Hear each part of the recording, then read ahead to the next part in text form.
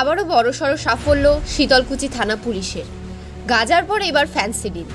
বিশেষ সূত্রের ভিত্তিতে বৃহস্পতিবার সকাল সকাল 3 ঘন্টা ধরে তল্লাশি চালিয়ে লালবাজার গ্রাম পঞ্চায়েতের অধীন মাসিয়া গ্রামের দিলদার মিয়ার বাড়ি থেকে 2385 বোতল ফ্যান্সিডিল উদ্ধার করে বাজেয়াপ্ত করে পুলিশ।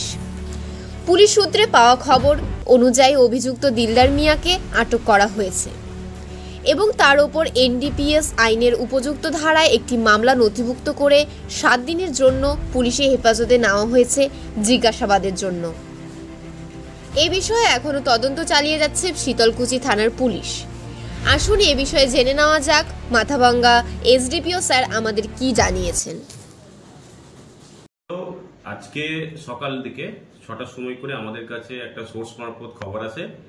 তো সেই খবরের ভিত্তিতে বিশেষ করে শীতলকুচি থানার একটা টিম লালবাজার জিপি বড়মশিয়াতে দিলদার মিয়ার বাড়িতে রেড করা হয় এবং সেই বাড়িতে গিয়ে আমরা টোটাল 2385 বোতল ফেন্সিডিল আমরা উদ্ধার করে থাকি তার বাড়ি থেকে।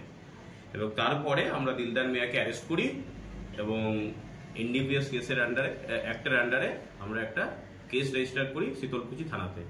আজকে দিলদার মিয়াকে ফরওয়ার্ড করা হচ্ছে কোর্টে এবং 7 দিনের পুলিশ রিমান্ডের জন্য আবেদন করা হয়েছে।